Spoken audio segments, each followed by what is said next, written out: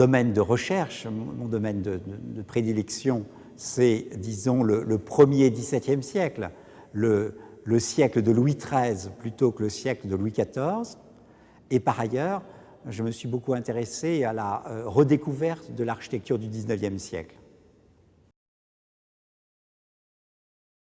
C'est faire comprendre tout, c'est faire comprendre le fonctionnement, c'est faire comprendre la structure, c'est faire comprendre naturellement le jeu des volumes, le jeu des figures, le jeu des baies, le jeu des ornements, et comment tout ceci fait une musique que l'on apprend à lire comme on apprend à écouter de la musique. Il y a les contrepoints ornementaux en architecture comme il y a le contrepoint en musique.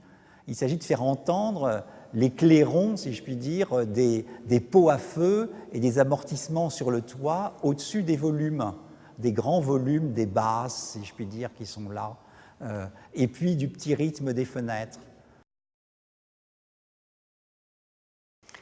Je crois que j'ai découvert le siècle de Louis XIII en lisant Alexandre Dumas, comme beaucoup de jeunes gens de mon époque.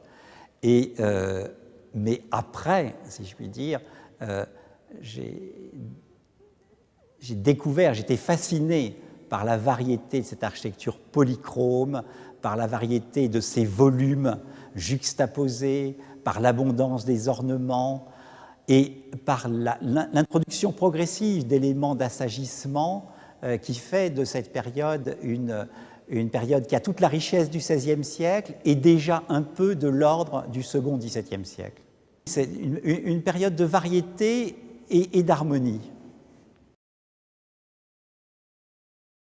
C'est sans doute la petite chapelle de l'Université de Rome, Saint-Yves de la Sapiens, bâtie par Borromini, sur un plan triangulaire, inspiré d'une ruine romaine, qui se termine par une spirale, inspirée par la forme des coquillages, et qui en même temps est un symbole de la tiare papale, et que donc il y a une superposition d'une figure géométrique parfaite, d'un espace parfait, et d'une forme variée dans l'unité. Je crois qu'il y a une église à Paris qui est la Visitation Sainte-Marie, bâtie par François Mansart au début des années 1630, qui est un bijou, je crois, parisien un peu méconnu, parce que c'est un temple protestant qui n'est ouvert qu'une fois par semaine, ou lorsqu'on demande une entrée spéciale, mais qui est un chef-d'œuvre en soi. S'il y avait une machine à remonter le temps, évidemment, la tentation serait de revenir au siècle de Louis XIII. Mais j'aurais l'impression de ne pas être assez surpris. Donc je dirais plutôt remonter au Paris du XIIIe siècle, au moment où on construit Notre-Dame, ou découvrir le Paris pré-révolutionnaire. Je suis moins familier avec cette époque, et surtout, il y a une telle richesse sociale, une telle richesse d'invention dans les relations sociales que j'aurais envie de connaître les gens de cette époque.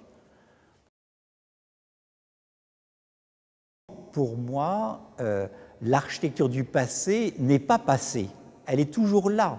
Et je ne comprends pas les architectes d'aujourd'hui quand ils regardent avec mépris les architectures du passé, parce que précisément, une architecture du passé, parce qu'elle est encore là, elle est contemporaine. C'est-à-dire qu'aujourd'hui, Notre-Dame est contemporain absolument de Port-en-Part.